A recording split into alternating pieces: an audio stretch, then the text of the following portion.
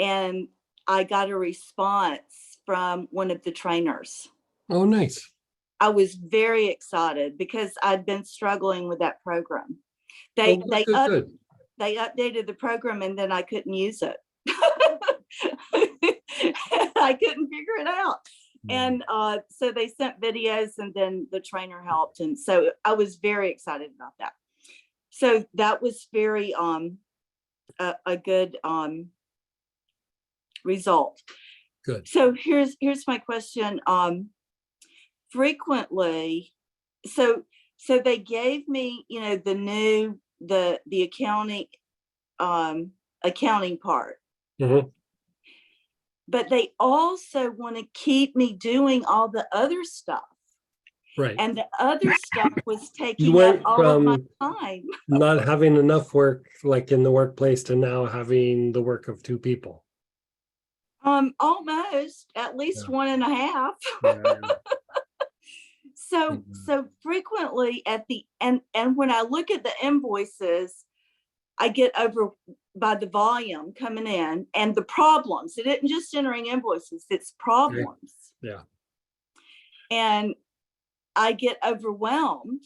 And by the end of the day, I can barely drag home. Okay. So I'm wondering if that could be endocrine related. It could, like, it definitely could. You're having to go, you're having to perform, you're having to meet deadlines, you have to maintain accuracy. I mean, it would be hard not to have a little like adrenaline running through your body at the time. There's the different choices. I kind of like the idea of sage for you, and because for a lot of reasons. For one, it's fortifying to the body, like it's strengthening, it calms down the sensory nerves. It's one of the best things for brain fatigue. It's a neuroprotective, but it's also both a stimulant and a tonic for the adrenals, and it calms down the sensory nerves. A lot of pluses on that one for you, like a lot of pluses. And you don't have to use it every day, but especially when you're feeling some fatigue kind of settle in, or brain fatigue settle in. Sometimes like there's just a little bit of short-term brain fatigue where you'll be doing something and you just can't process anything anymore. You go to bed, you get them back to tomorrow, and you're fine. Right. That's like more of like acute brain fatigue. It's actually not even probably brain fatigue. It's more of stress of what we call stress of concentration. And it just means you're just processing. And then at some point your brain is like, I'm done. I'm just done. Right? Like too much has happened. And so in that, you do have a couple of choices. Basil can be very good for that, like inhaled or taken internally, or lavender.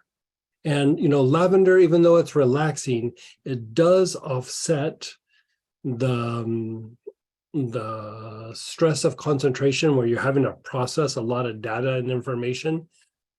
But this is what I would say about that. Like I've used both for this. And the old school medical aromatherapy thing, like the old French way of doing it, was always just lavender. Then, other people start talking about the use of basil. I prefer personally to use basil because it offsets the effect of stress. It helps you to concentrate. It stimulates cognitive functions. And it doesn't make me feel like, I can do this, but I also want to take a nap.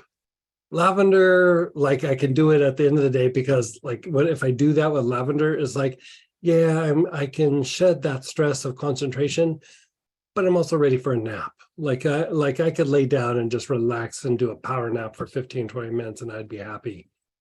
Basil doesn't make me go there. And so if it's the end of the day, I tend to use lavender. If it's midday or, I'm laughing, sometimes it happens to me in the morning. I'll hit the basil pretty hard. Like I use basil a lot just for like what it does for cognitive functions and the offsetting of stress. I have the notes for basil, all the properties, but I have these like really in-depth notes on basil that I was even just talking about that last week, where I was like, I gotta, dust off some of those old notes about going really deep on like basil and sage and, just all these like little nuances. And like I did a thing for a little while that I wrote up things almost like the oil was like a person. Like it was like, instead of like going, oh, it has these properties and this property, it was almost like, this is the personality of basil. This is the personality of lavender. And I didn't get very far. I think I only got like 10 or 12 deep or something. But it's a lot of observing the plant. And I don't know. I think back in the day, I remember showing it to some people, and it was obvious that it was more for my entertainment or my benefit than the people I was showing it to. And they were therapists like myself, and they were not interested. I thought it was fascinating, but they did not. And so basil is just mentally like a little bit of a go-getter, but you know how like you know somebody who like they don't kind of take crap from somebody, but they don't like push back on it aggressively. You know what I mean? It's like somebody gives them a hard time and they're just like, yeah, no. But they don't like want to tear the person apart or come at them or something. That's the way basil is. It just keeps you sharp. And when people do stuff, you're just like, I'm not going to play. Just not going to play. Like, it's about business, like getting stuff done. Like basil just cares about getting stuff done. And one day at the end of the day, I couldn't think anymore. And I did take a couple of drops, and it cleared the mind. Yeah. It's like if you drink it, like you put 2 or 3 drops in, you drink it and you go like, I don't know, maybe I should go home. And then you'll notice like 10 minutes later, you're cranking on the work again.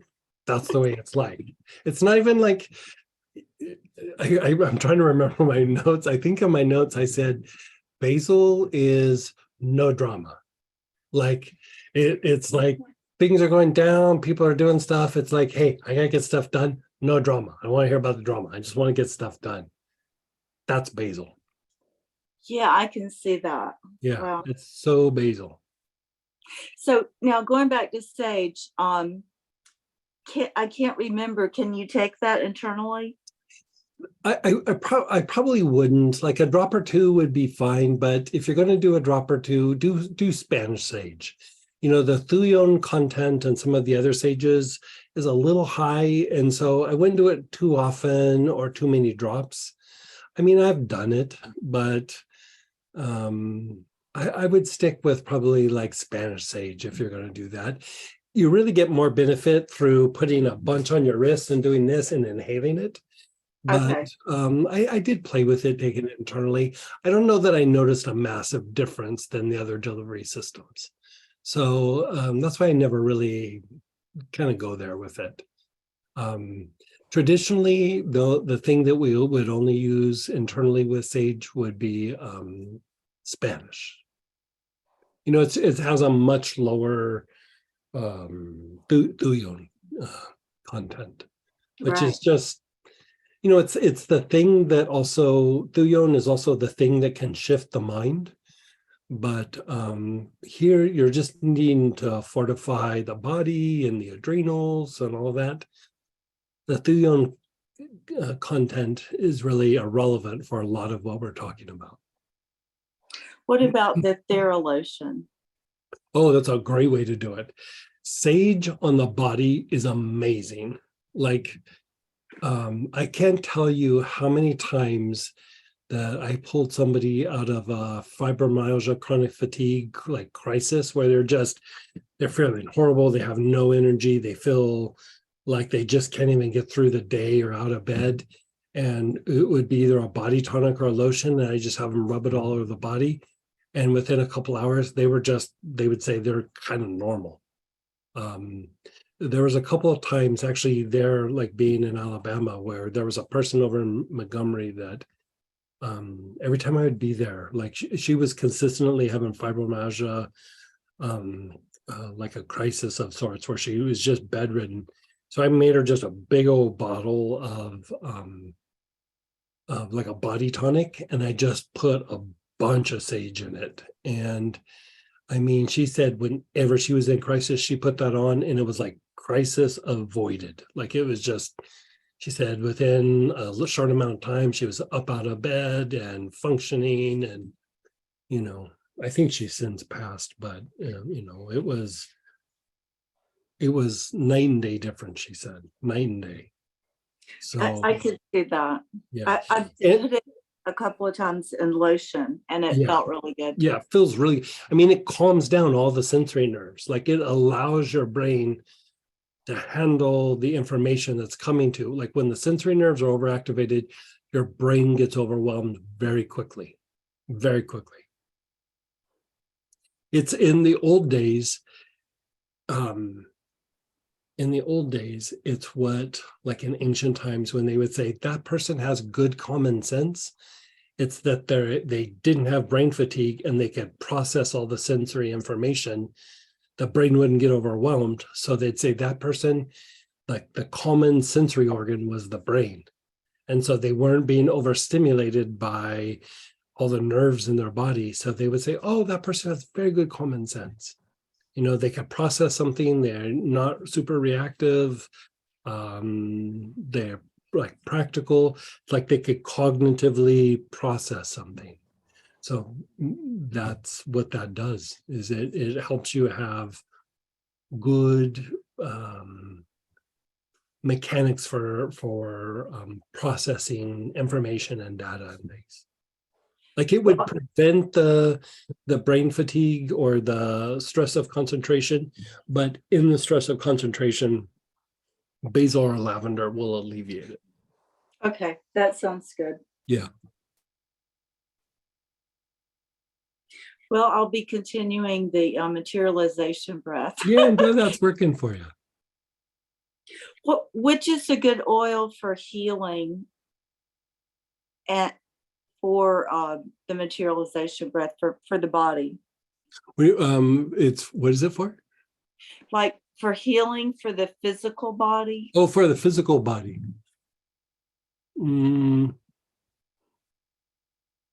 What is it, like a bad back or a bad shoulder, or? Just focusing on the digestive system, the belly. I would do either ANS, I would do tarragon, or rosemary verbena. Okay. Thank you. Even ginger could work in that. Ginger. Yeah. I'd probably go tarragon or rosemary verbena, but if you had ginger, you could throw that in the mix. Okay, thanks. You're so welcome. I'm glad to hear that that's going good for you. Yeah, I'm loving it. Thank you. Good. I thought you'd love that class.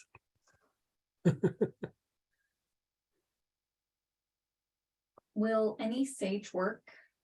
Yeah, any of the sages will work. The Spanish sage, you can go a little bit harder, do a little bit bigger dosage, but any of them would work.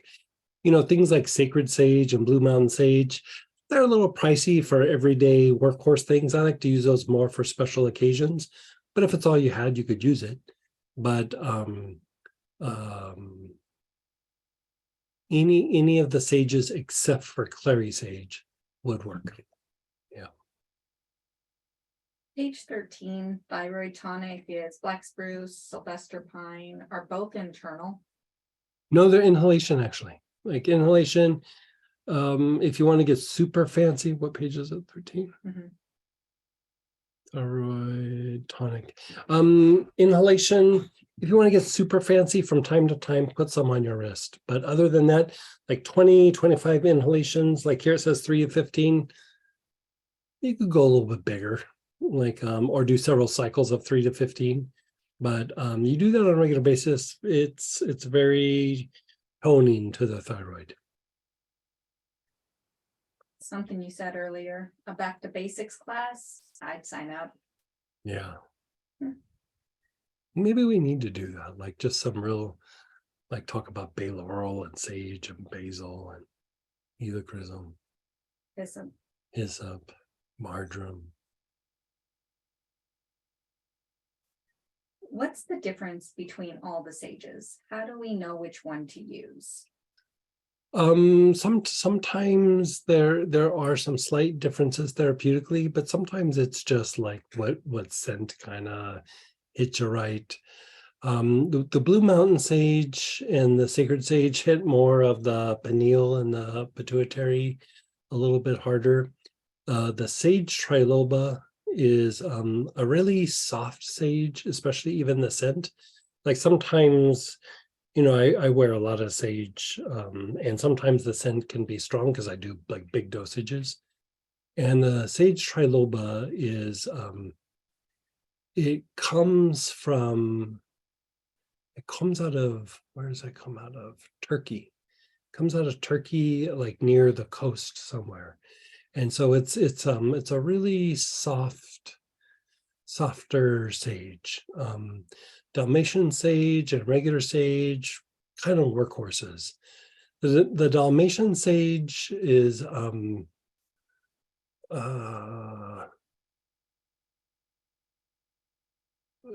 little bit more of a pleasant scent. Like regular sage is just a workhorse.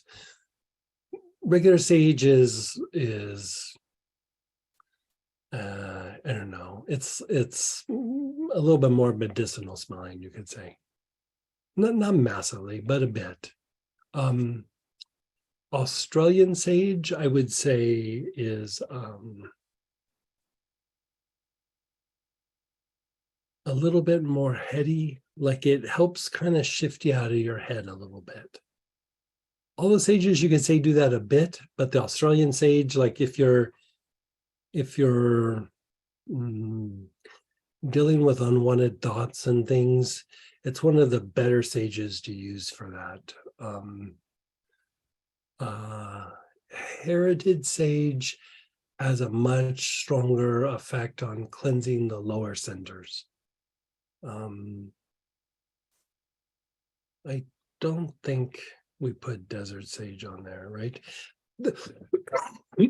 There's another sage called desert sage. It's really super hard to get. And every year I try to buy some and they only make like 16 ounces a year. It actually comes out of New Mexico, but they sell it up before it's even distilled. But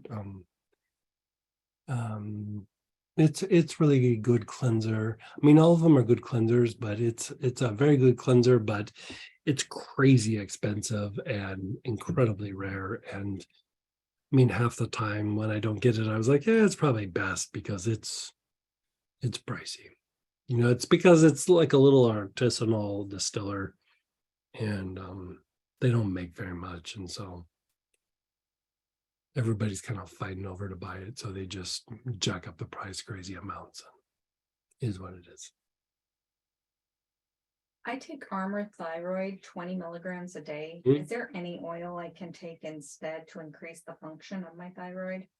I would start using clove. I wouldn't shift off of it until like you've been on clove for a little bit. You might want to use 3 wise men and then follow it with clove. And I have gotten some people off that medication because of it, but I'd say let the doctor kind of test and make sure that you're doing good before. What would the application be? Both of them internal, a couple of drops of clove internally. I'd say probably 4 drops of 3 wise men internally. Taken separately? Yeah, separately. Yeah. But like 2 minutes apart, like not even that much apart.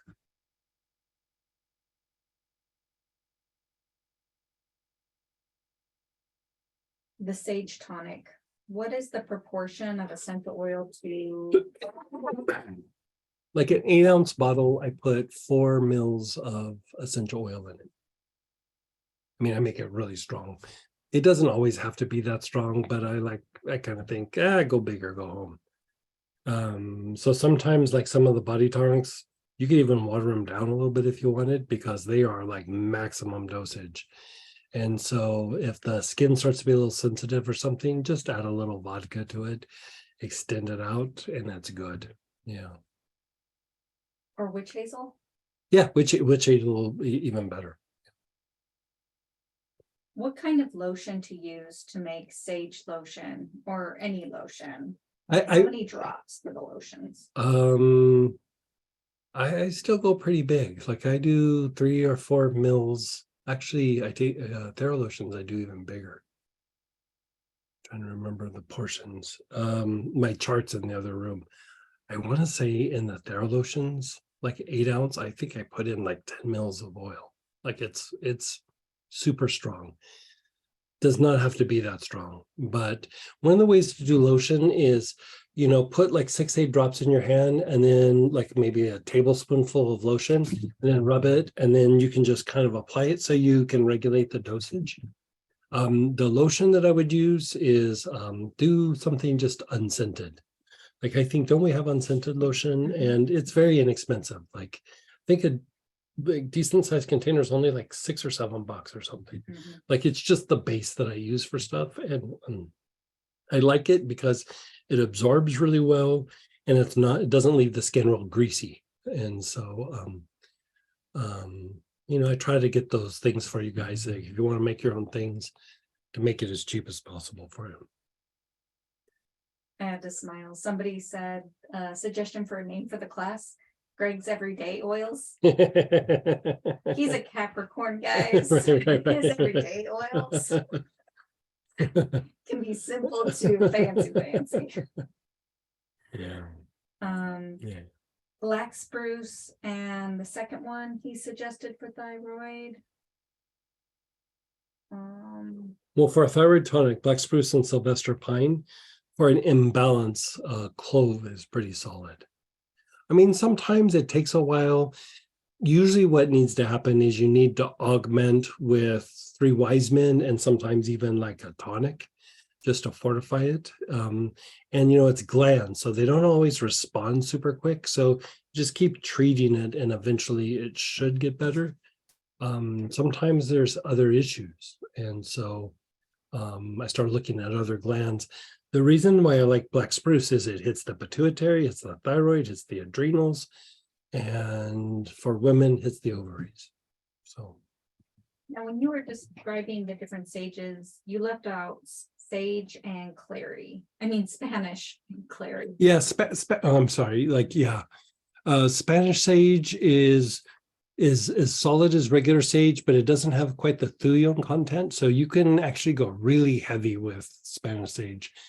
Clary sages are a little bit, even though sage is in their name, I don't quite include them in sages. They're still very good. They're good for stress. They're good for some parts of the nervous system. But for what we're talking about, clary sages don't quite hit what we're talking about. Can you address high blood pressure? It started just pre-COVID in the summer, normalized after months. We'll get to the non-endocrine ones in a second. Yeah, I yeah, have some others too. Yeah, sorry. let's hit the endocrine ones, and then we'll do the non-endocrine ones. Okay.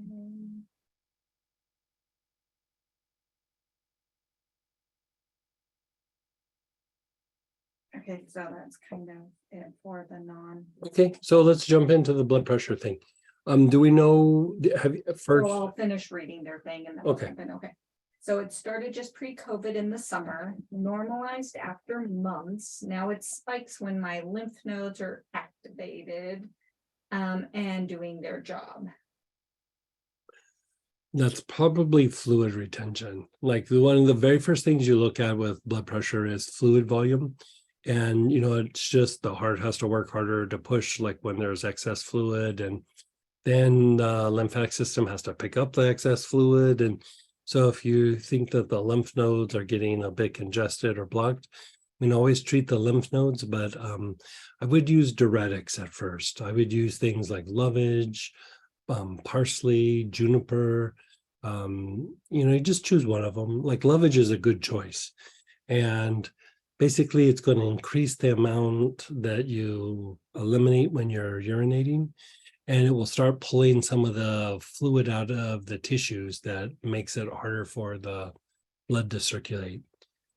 But there's several different causes for blood pressure. And so, it could be a calcium channel issue. It could be, there's lots of things. And so, Yarrow can reduce it a little bit. If it's a calcium channel, like if they were to give you a calcium channel blocker and have it work, it's not quite as potent as a calcium channel blocker, but bergamot actually works in the same vein as that, and you should try. But I would say monitor your blood pressure on a regular basis. Buy yourself like a cuff or something. They're not very expensive, and just check it constantly. Make sure that you're sleeping good. And the other thing that I usually put people on is the herb Gotu Kola. Like go to like Amazon or to your health food store. It's a very common herb, but Gotu Kola, and 2 or 3 capsules at least once a day, if not twice a day. A lot of times, because it's a venous tonic, it's very toning to the veins.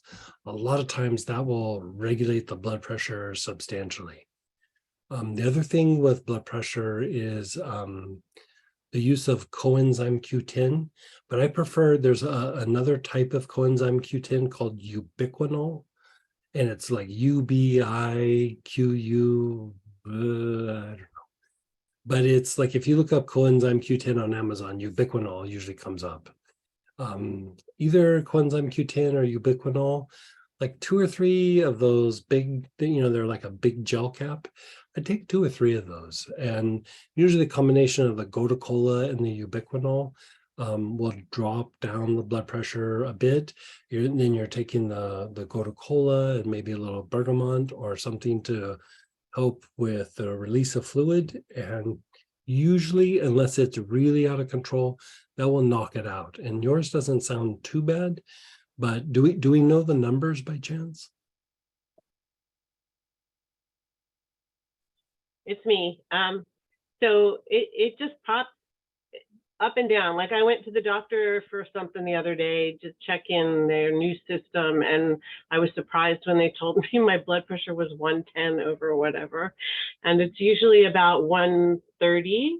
And when I feel like like first and second numbers, like, so what was it like? It was 110 over 80 when I went to the doctor's office, and I'm like, "Are you sure you're?" Oh, that's not high. No, I was very surprised. So at home, it's usually 135 over like 85. That would be a normal. And then like today it spiked to 165 over. Okay, that's starting to be a thing. Right. So it's like whenever I'm feeling like, if you go out and you're like with a bunch of people and who knows, just breathing on you, and you're feeling like you're fighting off something, and my lymph nodes in my neck are like working. Oh, interesting. That's when I know I can feel when my blood pressure goes up in my face actually, and then I'll go take it just, because my brain needs that validation.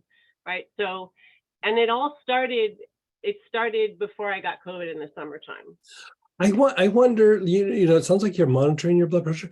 I wonder if even lemongrass would regulate that.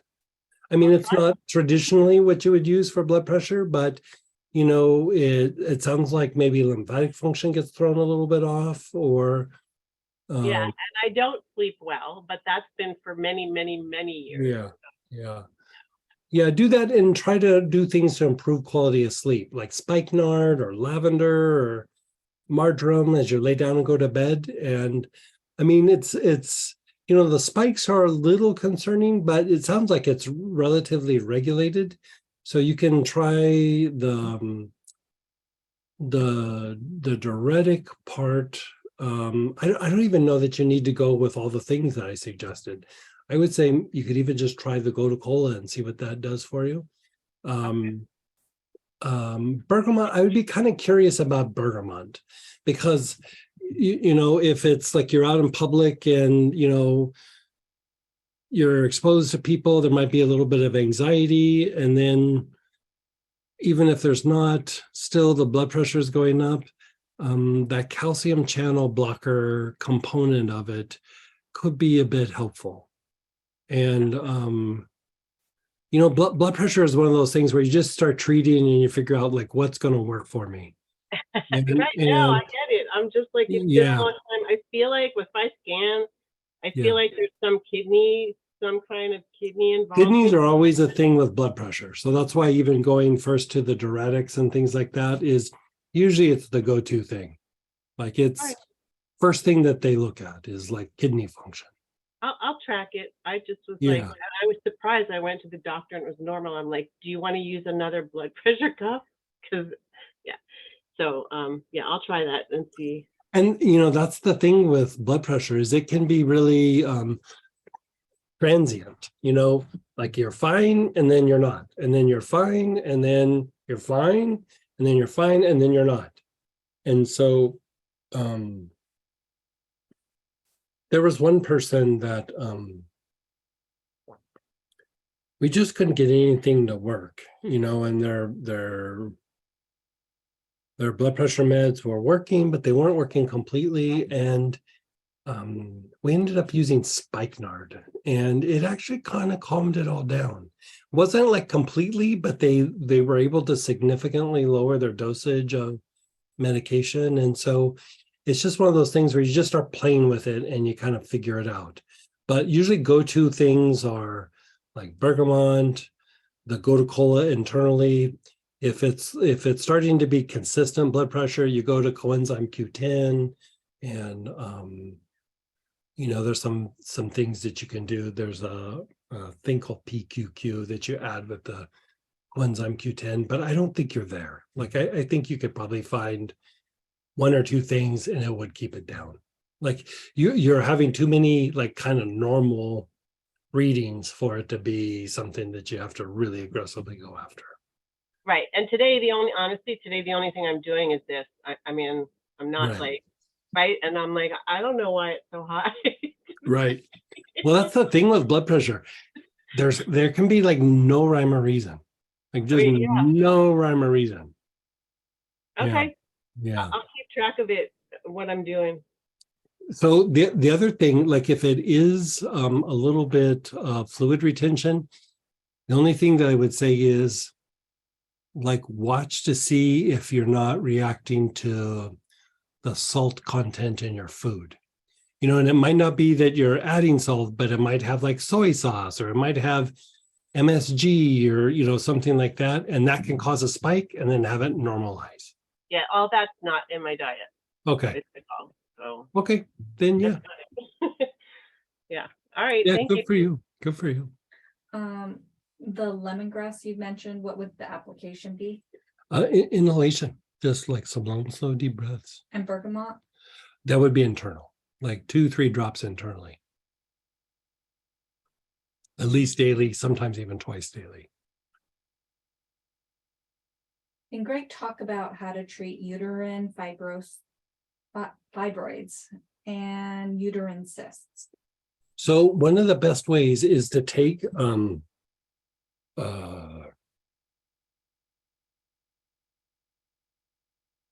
like that Tamano oil blend, you know, it's a carrier oil.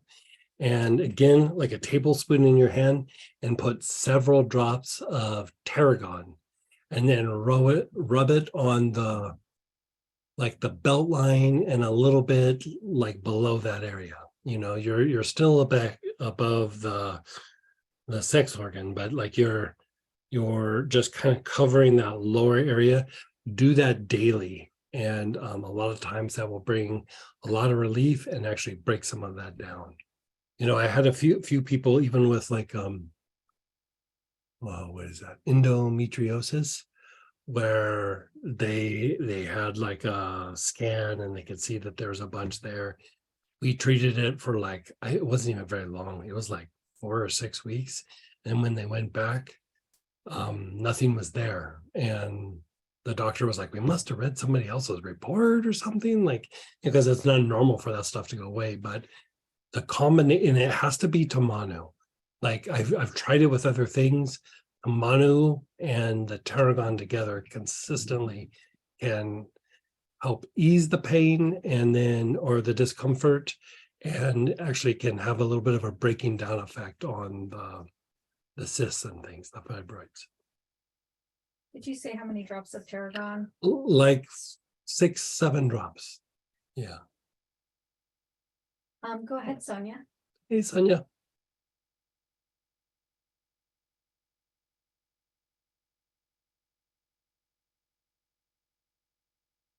Um, there's a homeopathic MD from India.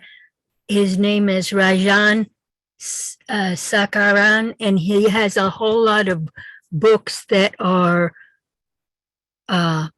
plants and plant families and what they do Mhm.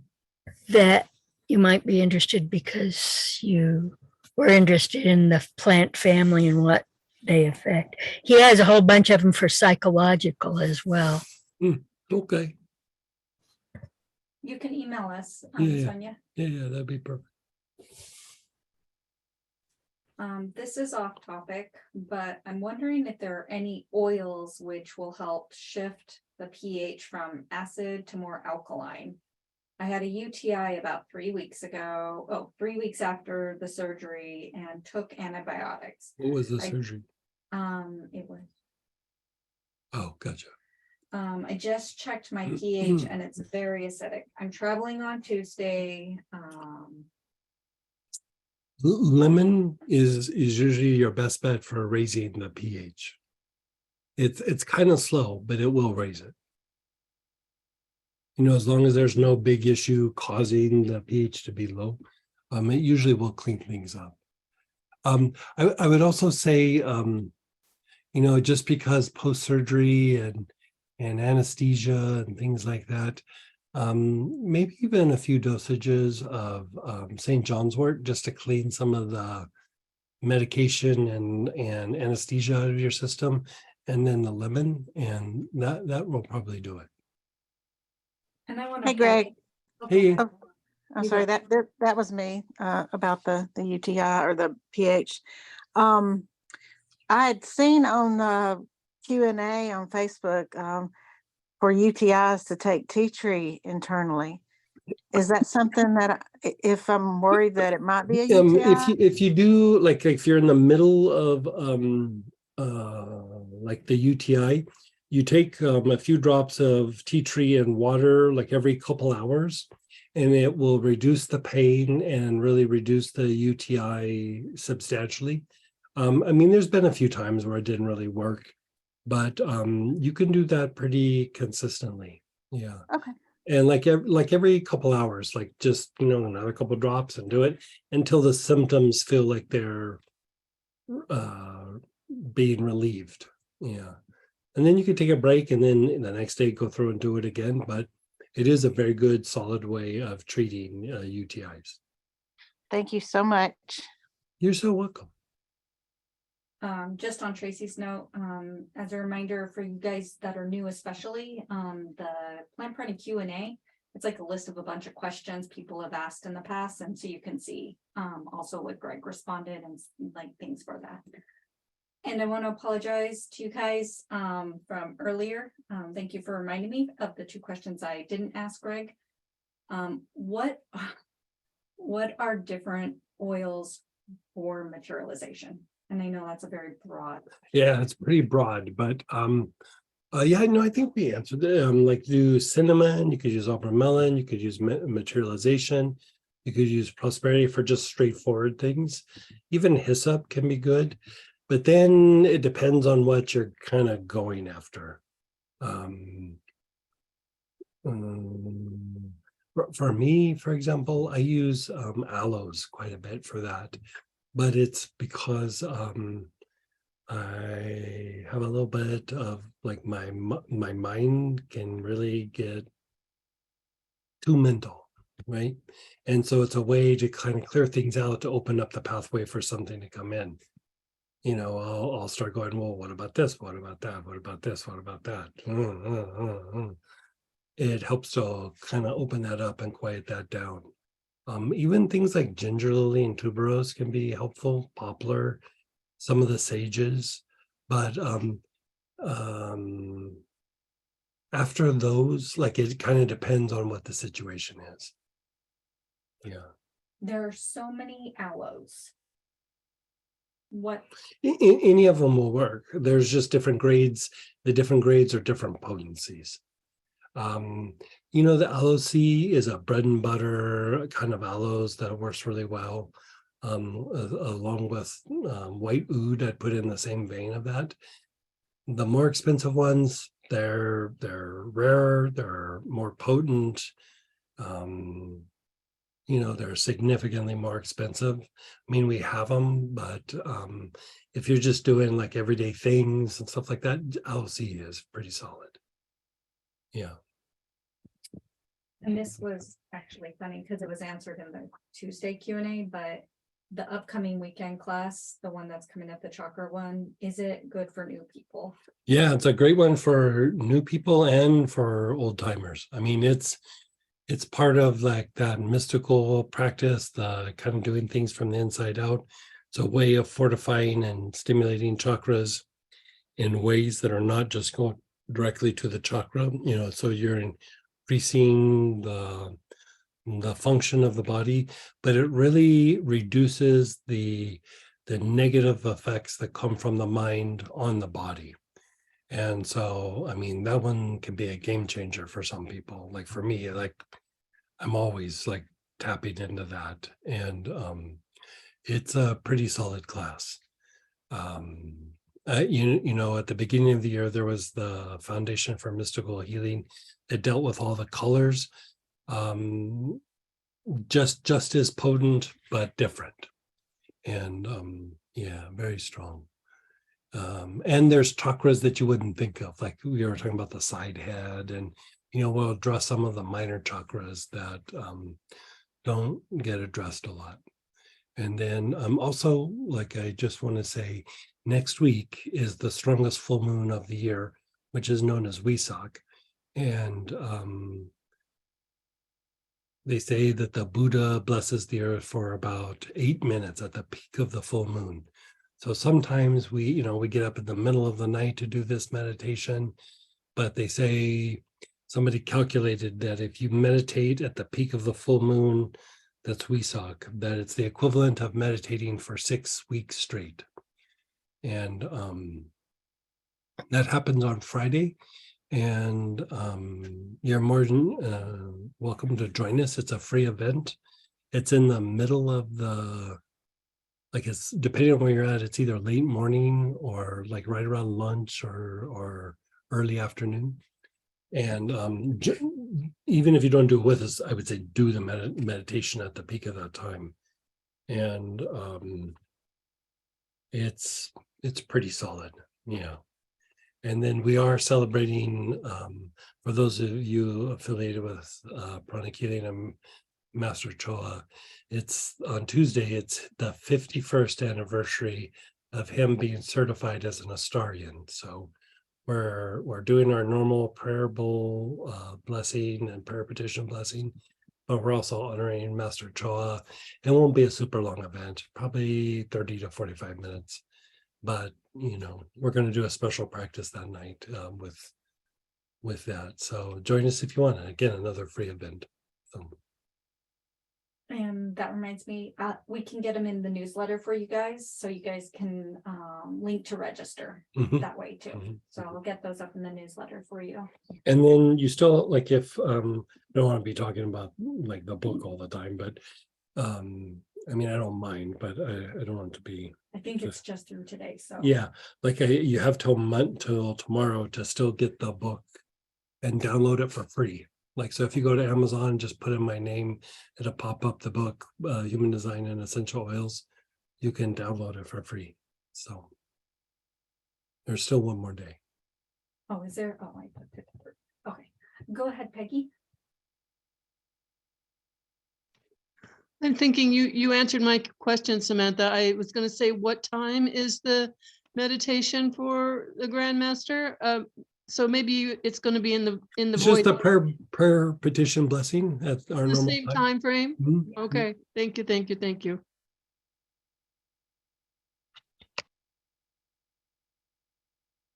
Okay,